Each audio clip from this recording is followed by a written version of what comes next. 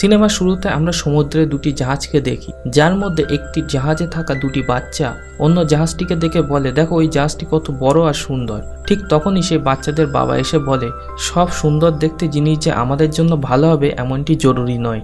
আমাদের জাহাজ ছোট হলেও সমুদ্রের অনেক ঝড় জল তুফান থেকে আমাদের রক্ষা করে এসেছে। এরপর সে বাচ্চাদের একটি গল্প শোনাতে শুরু করে। গল্পটি ছিল আলাদিন এবং তার জাদুর প্রদীপের। এরপর আমাদের আগ্রাবা নামের একটি রাজ্যকে দেখানো হয়। এই রাজ্যে আলাদিন নামে একটি ছেলে ও তার সাথে আবু নামে একটি বাদর থাকতো। তারা দুজনেই চুরি এবং হাত সাফায়ে ওস্তাদ ছিল। এরপর সিন শিফট হয় একটি গুহার সামনে, যেখানে এই সিনেমার মেন ভিলেন দাঁড়িয়েছিল। সে চেষ্টা করছিল গুহার মধ্যে প্রবেশ করার। এরপর সেই জাদুকরী গুহা তাকে জানায় এই গুহায় সেই প্রবেশ করতে পারবে যার চরিত্র কয়লার খনি থেকে বেরিয়ে আসা কোহিনূর হীরের মতো। এরপর সিন শিফট হয়ে আবার চলে আসে আগ্রাবা রাজ্যের একটি বাজারে, যেখানে আলাদিন এবং তার বাদর একটি মহিলার কাছ থেকে হাড় চুরি করে। সেই হাড় বিক্রি করে তারা এক থলি খেজুর পায়। খেজুর খেতে খেতে আলাদিন দেখে একটি গরিব ক্ষুধার্ত বাচ্চা তার দিকে চেয়ে আছে। সে নির্দ্বিধায় খেজুরগুলো বাচ্চাটিকে দিয়ে দেয়। এখানে আলাদিন চোর হলেও তার ভালো দিক হলো সে যা চুরি করে তা গরিবদের মধ্যে বিলিয়ে দিত। অর্থাৎ সে যে টাকা চুরি করে তা ভালো কাজে খরচ করে। তার হৃদয় ছিল নির্মল। এরপর সেই বাজারে একটি সুন্দর মেয়েকে দেখানো হয়, যে সেই বাজারে ঘোরাঘুরি করছিল। সে দেখে দুটি ক্ষুধার্ত বাচ্চা একটি পাউরুটির দোকানের সামনে পাউরুটির দিকে তাকিয়ে দাঁড়িয়ে আছে। মেয়েটি বুঝতে পারে তাদের খিদে লেগেছে, তাই মেয়েটি সেই বাচ্চাদের রুটি দেয়। কিন্তু সে মেয়েটির কাছে কোনো টাকা ছিল না, তাই দোকানের মালিক তার হাত থেকে ব্রেসলেট নিতে চায়। তখন আলাদিন সেখানে এসে পড়ে। সে মেয়েটিকে বলে, ব্রেসলেটটি দোকানদারকে দিয়ে দাও। মেয়েটি দিতে না চাইলে তখন সে মেয়েটিকে বলে, আমার উপরে ভরসা রাখ। এরপর আলাদিন মেয়েটিকে নিয়ে সেখান থেকে চলে যেতে থাকে এবং যাওয়ার আগে সে হাত সাফাইয়ের মাধ্যমে ব্রেসলেটটি দোকানদারের কাছ থেকে আবার নিয়ে নেয়। যখন দোকানদার বুঝতে পারে তাকে ধোঁকা দেওয়া হয়েছে, তখন সে তার সহযোগীদের তাদের ধরতে পাঠায়। এরপর আলাদিন সেই মেয়েটিকে নিয়ে পালাতে শুরু করে। সে কোনো রকমে তাকে বাঁচিয়ে নিজের বাড়িতে নিয়ে আসে। বাড়িতে পৌঁছে মেয়েটি তাকে বলে যে তার নাম ডালিয়া। আলাদিন তাকে বলে সে একা, সে আবুকে নিয়ে এখানে থাকে। শৈশবে তার মা বাবা মারা গিয়েছিল। মেয়েটি রেশমি পোশাক আর ব্রেসলেট দেখে আলাদিন ভাবে মেয়েটি নিশ্চয়ই রাজকুমারীর বিশেষ দাসী। তারপর মেয়েটি দেখে সমুদ্রে কিছু জাহাজ রাজপ্রাসাদের দিকে আসছে। সে আলাদিনকে বলে, আমায় এখন যেতে হবে। যাওয়ার সময় সে আলাদিনকে বলে, আমার ব্রেসলেটটি দাও। এরপর আলাদিন সেই ব্রেসলেটটি খুঁজতে শুরু করে, কিন্তু সে ব্রেসলেটটি খুঁজে পাচ্ছিল না। এরপর মেয়েটি তাকে চোর বলে সেখান থেকে চলে যায়। আসলে সেই ব্রেসলেটটি আলাদিনের বাদর আবু আগেই সরিয়ে রেখেছিল। তাই আলাদিন আবুকে বলে, চুরি সেখানেই করতে হয় যেখানে জরুরি আছে, সেখানে করতে নেই যেখানে কারোর হৃদয়ে আঘাত লাগে। এরপর সিনেমার এক চরিত্র মন্ত্রীকে দেখানো হয়, যার নাম ছিল জাফর। এই জাফরই হচ্ছে এই সিনেমার মেন ভিলেন। জাফর এই রাজ্যের মুকুট চাই, এজন্য তার একটি জাদুর প্রদীপের দরকার ছিল।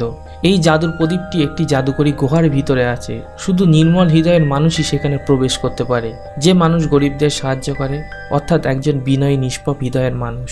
কিন্তু জাফরের মধ্যে এসব কোনো গুণ ছিল না। সে ছিল একটি লোভী, আর সেই কারণে সে এমন একজন মানুষকে খুঁজছিল যার মধ্যে এইসব গুণ আছে। এরপর আরবের একটি রাজপুত্র রাজকুমারীর কাছে তার বিয়ের প্রস্তাব নিয়ে আসে। এখানে দেখা যায় সেদিন আলাদিনের কাছে যে মেয়েটি এসেছিল সে আসলে এই রাজ্যেরই রাজকুমারী। ডালিয়া ছিল তার দাসীর নাম, আর রাজকুমারীর নাম ছিল জেসমিন। রাজকুমারী সেই রাজকুমারের প্রস্তাব অপছন্দ করে। এরপর দেখা যায় জাফর সুলতানকে শিরাবাতে আক্রমণ করার কথা বলে, কিন্তু সুলতান রেগে যায়। সে তার কোনো কথা শোনে না। এখানে শিরাবাদ হলো রাজকুমারীর মায়ের রাজ্য। জাফর সবসময় ষড়যন্ত্র করত শিরাবাদ ও আগ্রাবার মধ্যে যাতে যুদ্ধ লেগে যায়, আর এই যুদ্ধ লাগলে সুলতানকে সে মেরে এই রাজ্যের গদি দখল করবে। জাফরের কাছে একটি জাদুর লাঠি আছে, এর সাহায্যে সে যে কাউকেই হিপনোটাইজ করতে পারে। এভাবে সে সুলতানকে হিপনোটাইজ করে যাতে সুলতান তার কথা মেনে চলে। এদিকে জেসমিন এসে সেখানে তার বাবাকে বলে, আমি এই রাজ্যের সুলতান হতে চাই। কিন্তু এই রাজ্যের আইন অনুযায়ী একজন নারী কখনো সুলতান হতে পারে না, তাই সুলতান অস্বীকার করে। সে তাকে বলে একজন আরব রাজপুত্রকে বিয়ে করতে, যাতে তোমার স্বামী এই রাজ্যের দেখাশোনা করতে পারে। দুঃখ পেয়ে রাজকুমারী সেখান থেকে চলে যায়। এরপর দেখা যায় আলাদিন রাজপ্রাসাদের পাহারা অতিক্রম করে রাজকুমারীর ঘরে আসে তার ব্রেসলেট ফেরত দিতে, কিন্তু জাফরের তোতা তা দেখে ফেলে। সে জাফরকে এই বিষয়টি জানায়। এখন জাফর দেখে কিভাবে গোপনে আলাদিন রাজকুমারীর ঘরে যায়। তখন সে বুঝতে পারে এই হয়তো সেই ছেলে যে এই কঠিন কাজটি করতে পারবে। আলাদিন রাজকুমারীর কাছে গিয়ে তার ব্রেসলেটটি ফেরত দেয়। এরপর সে রাজকুমারীর খোপা থেকে একটি পিন নিয়ে নেয়। সে এই পিনটি নিয়েছিল যাতে পরের দিন রাজকুমারীর কাছে সে আবার আসতে পারে। এরপর সে যখন ফিরে যাচ্ছিল রাজকীয় প্রহরীরা তাকে ধরে ফেলে। এরপর আলাদিনের যখন চোখ খোলায় সে দেখে সে একটি মরুভূমিতে আছে। এরপর জাফর আলাদিনকে বলে, যাকে তুমি দাসী ভেবেছিলে সে আসলে হলো এই রাজ্যের রাজকুমারী, আর তুমি যদি তাকে পেতে চাও তাহলে তোমাকে ধনী হতে হবে। আর আলাদিন যদি এই জাদুকরি গুহায় গিয়ে তার জন্য জাদুর প্রদীপ আনতে পারে তাহলে সে তাকে অনেক টাকা দেবে এবং তার অনেক ইচ্ছা পূরণ করবে। এখন রাজকুমারীর প্রেমে পড়ে আলাদিন সেখানে যেতে রাজি হয়। সন্ধ্যার সময় জাফর আলাদিনকে নিয়ে গুহার সামনে আসে। সে সাবধানে গুহার মধ্যে ঢোকার চেষ্টা করে, কারণ আলাদিন ছিল বিশেষ, তাই গুহা তাকে কোনো ক্ষতি করে না। সে ভেতরে যায়, ভেতরে গিয়ে দেখে চারপাশে অনেক হীরা রত্ন পড়ে আছে, কিন্তু সে কিছুই স্পর্শ করে না, কেননা জাফর তাকে আগেই সাবধান করেছিল প্রদীপ ছাড়া যাতে কিছু স্পর্শ না করে। আর সে যদি লোভের বশে কিছু স্পর্শ করে তাহলে এই গুহা রেগে যাবে এবং তাকে মারার চেষ্টা করবে। তাই আলাদিন নিজের কাজে মন দেয়। সামনে এগিয়ে যেতে গিয়ে দেখে বিশাল এক কার্পেট একটি পাথরের নিচে চাপা পড়ে আছে। কার্পেটটি সেখান থেকে বেরিয়ে আসার চেষ্টা করছিল কিন্তু পারছিল না। তাই আলাদিন পাথরটিকে সরিয়ে কার্পেটকে মুক্ত করে দেয়। এতে কার্পেটটি খুব খুশি হয়ে যায়। এরপর দেখা যায় একটি উঁচু পাথরের ওপরে প্রদীপটি আছে। তাই আলাদিন পাথরটির ওপরে চড়তে শুরু করে। এরপর আলাদিনের পা ফসকে যায় এবং সে কোনো রকমে রক্ষা পায়, কিন্তু এরই মধ্যে একটি লাল হীরা আবুর ওপরে এসে পড়ে। এরপর আলাদিন সেই জাদুর প্রদীপটি নিজের হাতে তুলে নেয়, কিন্তু আবু হিরেটিকে দেখে লোভ সামলাতে পারে না। সে হিরেটিকে নিজের হাতে তুলে নেয়, তাই গুহা রেগে যায়। সে তাদের মারার চেষ্টা করে। চারিদিকে গুহার মধ্যে লাভা ছড়িয়ে পড়ে, কিন্তু তারা যে কোনোভাবে গুহার বেরোনোর পথে পৌঁছে যায়। এখানে জাফর তাদের ধন্যবাদ জানানো বা বাইরে আনার বদলে বলে তাকে জাদুর প্রদীপটি দিতে, কারণ আলাদিন বিপদে ছিল। তাই সে তাড়াতাড়ি জাদুর প্রদীপটি জাফরকে দিয়ে দেয়। জাফর প্রদীপটি হাতে নিতেই আলাদিনকে লাথি মেরে নিচে ফেলে দেয়, কিন্তু আবু জাফরের উপর আক্রমণ করে। জাফর তাকেও গুহার মধ্যে ফেলে দেয়। এরপর তারা গুহার মধ্যে আটকা পড়ে যায়। এরপর জাফর যখন জাদুর প্রদীপটি খুঁজতে থাকে সে সেটি খুঁজে পায় না, তাই সে চিৎকার করে ওঠে। এরপর দেখা যায় আলাদিন এবং আবু সেই গুহার মধ্যে আটকে পড়েছে। হঠাৎই আবু আলাদিনের দিকে সেই প্রদীপটি এগিয়ে দেয়, কারণ জাফরের ওপর সে যখন আক্রমণ করেছিল তখন আবু জাফরের কাছ থেকে প্রদীপটি ছিনিয়ে নিয়েছিল। সেই প্রদীপটি নিয়ে আলাদিন কি করবে বুঝে উঠতে পারছিল না। তখন কার্পেটটি প্রদীপের দিকে ইশারা করে আলাদিনকে বোঝানোর চেষ্টা করে সেটি হাত দিয়ে ঘষতে হবে। এরপর আলাদিন প্রদীপটি হাত দিয়ে ঘষতেই তার ভিতর থেকে একটি বিশাল জিন বেরিয়ে আসে। বহু বছর ধরে সে প্রদীপের মধ্যে বন্দী ছিল। সে আলাদিনকে জানায় সে তার 3টি ইচ্ছে বা উইশ পূরণ করবে, আর এই উইশ চাওয়ার আগে তাকে প্রদীপটি হাত দিয়ে ঘষতে হবে, তাহলেই তার ইচ্ছা পূরণ হবে। তখন আলাদিন বলে, আমার ইচ্ছে হলো তুমি আমাকে এই গুহা থেকে বের করো। যিনি সঙ্গে সঙ্গে তার জাদুর মাধ্যমে তাদেরকে গুহা থেকে বের করে আনে। বাইরে আসার পর জিন আলাদিনের কাছে তার পরবর্তী ইচ্ছার কথা জানতে চায়, কিন্তু আলাদিন বলে আমি এখনো ভাবিনি যে কি ইচ্ছে চাইবো তোমার কাছ থেকে। এরপর আলাদিন জিনকে জিজ্ঞেস করে আমার জায়গায় তুমি থাকলে তুমি কি চাইতে। জিন বলে আমি আমার মুক্তি চাইতাম, আমার এই হাত করা থেকে মুক্ত হতে চাইতাম। এরপর আলাদিন জিনকে বলে তুমি তো শক্তিশালী, তাহলে তুমি কেন মুক্ত হতে পারছো না। এরপর জিন বলে জিন তখনই মুক্ত হতে পারবে যখন তার মালিক 3টি ইচ্ছের মধ্যে একটি ইচ্ছেতে তাকে মুক্ত করার আবেদন করবে। আলাদিন বলে চিন্তা করো না, আমার কাছে 3টি ইচ্ছে আছে, আর আমি শেষ ইচ্ছায় তোমাকে মুক্ত করে দেব। জিন বলে ক্ষমা করবেন, আপনার হাতে কেবল 2টি ইচ্ছা বাকি আছে। আলাদিন বলে প্রথম ইচ্ছার সময় আমি প্রদীপ ঘষিনি, তাই সেটি গণনা করা হবে না। জিন এবার ফ্ল্যাশব্যাকে গিয়ে দেখে হ্যাঁ, প্রথম ইচ্ছা চাওয়ার সময় হাত সাফাইয়ের মাধ্যমে প্রদীপটি সে ঘষেনি। জিন বলে আচ্ছা ঠিক আছে, তাহলে এবার তোমার প্রথম ইচ্ছাটা বলো। আলাদিন বলে আমি এক রাজকুমারীকে ভালোবাসি, সে কেবল রাজপুত্রকেই বিয়ে করতে পারবে, তাই আমার প্রথম ইচ্ছা হলো আমাকে রাজপুত্র বানিয়ে দাও, যাতে আমি রাজকুমারীর কাছে বিয়ের প্রস্তাব নিয়ে যেতে পারি। জিন তাই করে, সে আলাদিনকে একটি রাজপুত্র বানিয়ে দেয়। এরপর আলাদিন বলে আমাকে তো সবাই চিনে ফেলবে। তখন জিন বলে আমার জাদুর প্রভাবে তোমাকে কেউ চিনতে পারবে না। এরপর আলাদিন ও জিন বিশাল এক সমারোহে হাতির পিঠে উঠে ঢোল নাগারা বাজিয়ে আগ্রাবা রাজ্যে প্রবেশ করে। সেখানে সবাইকে জানিয়ে দেওয়া হয় রাজকুমার আলী এসেছে রাজকুমারীর বিয়ের প্রস্তাব নিয়ে। এরপর আলাদিন ও জিন রাজপ্রাসাদের মধ্যে প্রবেশ করে অনেক খাবার দাবার সোনা দানা উপহার নিয়ে, কিন্তু সেখানে আলাদিনের কথাবার্তায় অনেক গন্ডগোল হয়ে যায়, কেননা সে প্রকৃত রাজকুমার ছিল না, তাই শাহী আদব কায়দা সে কিছুই জানতো না। আর এইসব কারণে রাজকুমারীকে সে মুগ্ধ করতে পারেনি। সেখান থেকে রাজকুমারী চলে যায়। এরপর জিন আলাদিনকে বলে মন খারাপ করো না, আর সন্ধ্যা ভোজে তুমি আরেকটি সুযোগ পাবে। এরপর সন্ধ্যা ভোজে যাওয়ার সময় আলাদিন জাফরের মুখোমুখি হয়। জাফর তাকে জাদুর মাধ্যমে বশে আনার চেষ্টা করে, কিন্তু জিন বুঝতে পেরে আলাদিনকে সেখান থেকে বের করে নিয়ে আসে। এরপর ভোজসভায় আলাদিন রাজকুমারীকে মুগ্ধ করার চেষ্টা করে, কিন্তু সে পুনরায় ব্যর্থ হয়। এরপর সেখানে নাচ গান শুরু হয়ে যায়। আলাদিন একটি সুন্দর নৃত্য পরিবেশন করে সকলকে মুগ্ধ করে দেয়, কিন্তু রাজকুমারী সেখান থেকে বেরিয়ে আসে। আর এরই মধ্যে রাজকুমারীর দাসী ডালিয়ার প্রেমে পড়ে যায় জিন। তারা একে অপরকে পছন্দ করতে শুরু করে। এরপর দেখা যায় রাজকুমারী তার ঘরে গিয়েছে এবং তার পেছন পেছন আলাদিনও সেখানে গিয়ে হাজির হয়। এরপর রাজকুমারী একটি মানচিত্র বের করে, কিন্তু সেখানে সে রাজকুমার আলীর রাজ্যকে দেখতে পাচ্ছিল না। সে মানচিত্রটি আলাদিনকে দিয়ে বলে, তোমার রাজ্য কোথায়, এখানে দেখাও। এরপর আলাদিন জিনকে বলে তার রাজ্য আবাবুয়াকে এই মানচিত্রে দেখিয়ে দিতে। তাই জিন এই মানচিত্রের এক জায়গায় রাজ্য আবাবুয়াকে চিহ্নিত করে দেয়। আর সেই মুহূর্তে রাজকুমারীর পোষা বাঘ রাজা সেখানে এসে পড়ে। আলাদিন রাজাকে দেখে খুব ভয় পেয়ে যায়, কিন্তু রাজা আলাদিনের দিকে এগিয়ে এসে তাকে চাটতে শুরু করে। এতে রাজকুমারী বুঝতে পারে রাজপুত্র আলী একজন ভালো মানুষ। এরপর রাজকুমার আলী রাজকুমারীকে নিয়ে উড়ন্ত কার্পেটে করে আগ্রা বা রাজ্যকে দেখানোর জন্য বেরিয়ে পড়ে। কার্পেটে করে ঘুরতে ঘুরতে আলাদিন যেভাবে রাজ্যের বর্ণনা দিচ্ছিল, তার কথাবার্তায় রাজকুমারীর মনে সন্দেহ হয় সে হয়তো আলাদিন হতে পারে। তারা ঘুরতে ঘুরতে আগ্রা বা রাজ্যের একটি জায়গায় পৌঁছায়, যেখানে সেই রাজ্যের প্রজারা আগুন জ্বালিয়ে গান বাজনা করছিল। তখন রাজকুমারী জেসমিন বলে ওখানে আবুকে দেখা যাচ্ছে। আর তখনই আলাদিন ভুলবশত বলে ফেলে এখানে আবু কি করে আসবে। আর তখনই রাজকুমারীর কাছে আলাদিন ধরা খেয়ে যায়। তখন আলাদিন সত্যটাকে লুকানোর জন্য রাজকুমারীকে বলে সে ছদ্মবেশে এই রাজ্যে এসেছিল এই রাজ্য এবং রাজ্যের প্রজাদের সম্বন্ধে জানতে, তাই সে এই রাজ্যের কোনা কোনা সম্বন্ধে জানে। তারা সেই রাত্রে একটি সুন্দর মুহূর্ত অতিবাহিত করে। এরপর তারা রাজপ্রাসাদে ফিরে আসে। এরপর জাফর আলাদিনকে ধরে রাজপ্রাসাদের একটি ঘরে নিয়ে যায়। জাফর জেনে গিয়েছিল রাজকুমার আলী আসলে আলাদিনই। সে আলাদিনের কাছে তার সেই প্রদীপ চায়, কিন্তু আলাদিন বলে সেই প্রদীপ সম্বন্ধে সে কিছুই জানে না, আর সে আলাদিন নয়। তাই জাফর তাকে প্রাসাদ থেকে সমুদ্রের মধ্যে ফেলে দেয়। আর এরই মধ্যে আলাদিনের বাদর আবু তার জাদুই কার্পেট নিয়ে সমুদ্রের সেই অংশে পৌঁছে যায় যেখানে আলাদিনকে ফেলে দেওয়া হয়েছিল। সেখানে সে জলের মধ্যে সেই প্রদীপকে ছুঁড়ে দেয়। আলাদিন প্রদীপটিকে দেখে তার দিকে এগিয়ে যাওয়ার চেষ্টা করে, কিন্তু দুর্ভাগ্যবশত সে অজ্ঞান হয়ে যায়। কিন্তু হঠাৎই তার হাতের ছোঁয়া প্রদীপের গায়ে লেগে যায় এবং সেই জলের মধ্যেই প্রদীপের মধ্যে থেকে জিন বেরিয়ে আসে। জিন আলাদিনকে তার দ্বিতীয় উইশ চাইতে বলে তাকে বাঁচানোর জন্য, কিন্তু আলাদিন অজ্ঞান হয়ে যাওয়ায় সে উইশ চাইতে পারছিল না। তাই জিন একটি কন্ট্রাক্ট তৈরি করে আলাদিনের হাত দিয়ে সই করিয়ে নিয়ে সেখান থেকে আলাদিনকে উদ্ধার করে রাজপ্রাসাদে নিয়ে আসে। আর সেখানে আলাদিনের দ্বিতীয় উইশ পূরণ হয়ে যায়। তার কাছে আর মাত্র একটি ইচ্ছা আছে জিনের কাছ থেকে চাওয়ার জন্য। এরপর দেখা যায় জাফর সুলতানকে নিয়ে রাজকুমারী জেসমিনের ঘরে এসেছে। সেখানে সে এসে বলে যে সে নিজের কানে শুনেছে রাজকুমার আলী এই রাজ্যের ওপরে হামলা করতে চায়, আর সে কাল রাত থেকে নিখোঁজ, তাকে প্রাসাদে দেখা যাচ্ছে না। এরপর সেখানে আলাদিন এবং তার জিন এসে হাজির হয়। সে সুলতানকে বলে আপনার এই মন্ত্রী জাফর ধোঁকাবাজ। জেসমিন তার বাবাকে বলে জাফর কাল রাজকুমার আলীকে মারার চেষ্টা করেছে। তখন সুলতান জাফরকে জিজ্ঞেস করে জাফর তোমার কিছু বলার আছে? তখন জাফর সুলতানকে তার জাদুর ছড়ির মাধ্যমে নিজের বশে আনে এবং সে যা চাইছিল তাই সুলতান বলছিল।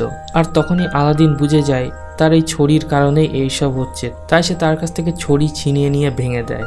এর ফলে জাফরের জাদু ভেঙে যায় এবং সুলতান জাফরকে কারাগারে বন্দির আদেশ দেয়। এরপর দেখা যায় জাফরের তোতা সেই কারাগারের চাবি নিয়ে জাফরকে সেখান থেকে পালিয়ে যেতে সাহায্য করে। এরপর আলাদিন ভাবে সব বিপদ হয়তো কেটে গিয়েছে, তাই সে আবুকে নিয়ে তার পুরানো আস্তানায় ফিরে আসে। ফিরে আসার সময় তার সাথে একটি ব্যক্তির ধাক্কা লাগে, আর তখনই তার ব্যাগ থেকে সেই প্রদীপটি চুরি হয়ে যায়। আসলে জাফরই সেই প্রদীপটি চুরি করেছে, কেননা জাফরও আলাদিনের মতো একজন চোর ছিল। এরপর জাফর প্রাসাদে ফিরে গিয়ে নিজেকে সুলতান বলে দাবি করতে থাকে, কিন্তু কেউ তাকে সুলতান বলে মেনে নিচ্ছিল না। তাই সে প্রদীপ ঘোষে জিনকে সেখানে প্রথম উইশের জন্য আবেদন করে। সে বলে তাকে যেন সুলতান বানিয়ে দেওয়া হয়।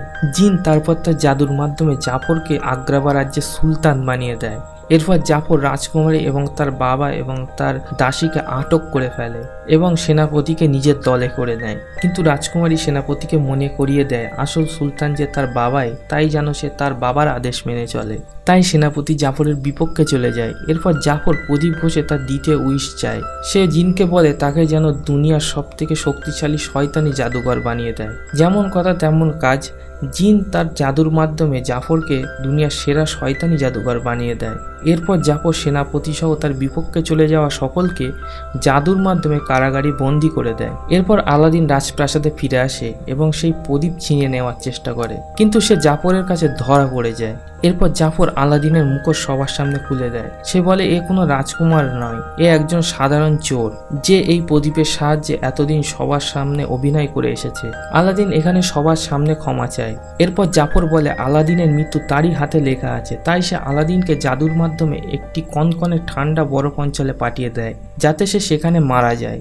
আর এরই মধ্যে জিন চুপিসারে জাদুই কার্পেটকে আলাদিনের কাছে পাঠিয়ে দেয় যাতে সে আলাদিনকে সেখান থেকে বাঁচিয়ে ফিরিয়ে আনতে পারে। এরপর জাফর রাজকুমারীর বাবাকে মেরে ফেলতে চায়। রাজকুমারী তাকে বাধা দেয়। এরপর জাফর বলে, তুমি যদি আমাকে বিয়ে করো তাহলে তোমার বাবাকে আমি মারবো না। আর এতে রাজকুমারী রাজি হয়ে যায়। পরের দিন জাফর এবং রাজকুমারীর যখন বিয়ে হচ্ছিল তখন রাজকুমারী দেখে সেই কার্পেটে করে আলাদিন ফিরে এসেছে। তাই সে জাফরের কাছ থেকে প্রদীপটি ছিনিয়ে নিয়ে রাজপ্রাসাদ থেকে ঝাঁপ দেয়। সবাই ভাবে রাজকুমারী হয়তো মারা গিয়েছে, কিন্তু তখনই দেখা যায় রাজকুমারী সেই কার্পেটে করে সেখান থেকে পালিয়ে যাচ্ছে। এরপর জাফর তার ছোট্ট তোতাকে তাদের পেছনে লাগিয়ে দেয় সেই প্রদীপটিকে ফিরিয়ে আনার জন্য, এবং সে জাদুর মাধ্যমে সেই তোতাটিকে একটি বড় পাখিতে রূপান্তরিত করে দেয়। আর সেই তোতার চোখের মাধ্যমে জাফর দেখতে পাচ্ছিল আলাদিন এবং রাজকুমারী কোথায় যাচ্ছে, সে তাদের তাড়া করছিল। এরপর রাজকুমারীর বাবা জাফরকে পেছন দিক দিয়ে ধাক্কা দেয়, যার ফলে জাফরের হাত থেকে সেই জাদুর ছড়ি নিচে পড়ে যায়। এরপর রাজকুমারীর বাবা জাফরকে বলে, ছড়ি ছাড়া তুমি শক্তিশালী নও, এখন তোমার কাছে ছড়ি নেই। কিন্তু ততদিনে জাফর অনেক শক্তিশালী হয়ে গিয়েছে। সে জাদুর মাধ্যমে ছড়িকে তার কাছে আবার নিয়ে আসে। আর এরই মধ্যে জাফরের জাদু সেই তোতার ওপর থেকে কেটে যায়। এর ফলে সেই তোতা আবার ছোট হয়ে যায়। এরপর জাফর তার জাদুর শক্তি সর্বোচ্চ প্রয়োগ করে। সে এক প্রবল ঝড়ের মাধ্যমে আলাদিন এবং রাজকুমারীকে রাজপ্রাসাদে টেনে এনে ফেলে। আর এরই মধ্যে সেই উড়ন্ত কার্পেট ছিঁড়ে দুটুকরো হয়ে যায়। এরপর জাফর সবাইকে আটক করে ফেলে এবং বলে, আমি সর্বশক্তিমান। তখন আলাদিন চালাকি করে বলে, তোমাকে সর্বশক্তিমান কে বানিয়েছে? এমন কেউ যার মধ্যে অনেক শক্তি আছে? তুমি তো তার থেকে কখনোই বেশি শক্তিমান হতে পারবে না। তখন জাফর ভাবে, হ্যাঁ, আমাকে সর্বশক্তিমান বানিয়েছে তো জিন, আর আমি তো জিনের থেকে এখনো সর্বশক্তিমান হতে পারিনি। তাই সে জিনের কাছ থেকে তার শেষ এবং তৃতীয় উইশ চেয়ে বসে। সে জিনকে বলে, আমাকে দুনিয়ার সর্বশক্তিমান জিন বানিয়ে দাও। জিন মনে মনে ভেবে হাসতে থাকে, উইশ চাইতে তুমি ভুল করেছো, তাতে আমার কি? তুমি যাই চাইছো আমি তাই বানিয়ে দেব। এরপর জিন জাফরকে একটি শক্তিশালী লাল জিনে পরিণত করে দেয়। জাফরের বিকট হাসিতে রাজপ্রাসাদ কেঁপে ওঠে। সে বলে, আমি এত শক্তি আগে কখনো অনুভব করিনি। এখন আমি প্রথমে শিরাবাকে শেষ করব, তারপরে তোমাদেরকে। তারপর সে তার জাদুর শক্তির মাধ্যমে শিরাবাকে শেষ করার চেষ্টা করে। আর তখনই তার হাতে হাত করা লেগে যায় এবং সে তার শক্তি আর ইউজ করতে পারে না। তখন সে আলাদিনকে বলে, তুমি আমার সাথে কি করেছো? আলাদিন বলে, উইশ তোমার ছিল, আমার না। আর জিন তখন বলে ওঠে, মালিক ছাড়া একটি জিন কিছুই করতে পারে না। আর যে জিনের কোনো মালিক নেই তার জায়গা হলো একটি প্রদীপের মধ্যে। এরপর দেখা যায় জাফরের জন্য একটি প্রদীপ তৈরি হয়ে গিয়েছে এবং জাফর সেই প্রদীপের মধ্যে চলে যাচ্ছে। যেতে যেতে সে বলে, আমি বদলা নেওয়ার জন্য আবার ফিরে আসব। আর যাওয়ার আগে সে তার তোতাকেও টেনে নিয়ে প্রদীপের মধ্যে চলে যায়। এরপর জাফরের জাদু কেটে যায়, সবাই মুক্ত হয়ে যায়। চারিদিকের পরিবেশ আবার শান্ত হয়ে আগের অবস্থায় ফিরে আসে। জিন তার জাদুর মাধ্যমে সে কার্পেটকে আবার আগের মতো করে দেয়। আলাদিন রাজকুমারী এবং তার বাবার কাছে গিয়ে ক্ষমা চায়। এরপর আলাদিন জিনের কাছে যায়। জিন বলে, তোমার একটা ইচ্ছা এখনো বাকি আছে, আমি তোমাকে আবার রাজকুমার বানিয়ে দিতে পারি এবং তোমার জন্য এই রাজ্যের আইনও পরিবর্তন করতে পারি। তখন আলাদিন বলে, তুমি আইনও পরিবর্তন করবে আমার জন্য? জিন বলে, হ্যাঁ, আইন আমার পকেটে থাকে। এবার চাও তুমি তোমার শেষ ইচ্ছা, আমি সেটা পূরণ করব। এই বলে জিন প্রস্তুত হয়ে যায়। আলাদিন বলে, ঠিক আছে। এরপর আলাদিন জিনকে হতবাক করে দিয়ে তার তৃতীয় উইশ চেয়ে বসে। সে বলে, জিন তুমি মুক্ত হয়ে যাও। এরপর দেখা যায় জিনের হাত থেকে হাত করা খুলে নিচে পড়ে গিয়েছে এবং জিন একটি মানুষে পরিণত হয়ে যায়। সে আলাদিনকে বলে, আমার কাছ থেকে কিছু একটা চাও। আলাদিন বলে, আমার জন্য মুরব্বা নিয়ে এসো।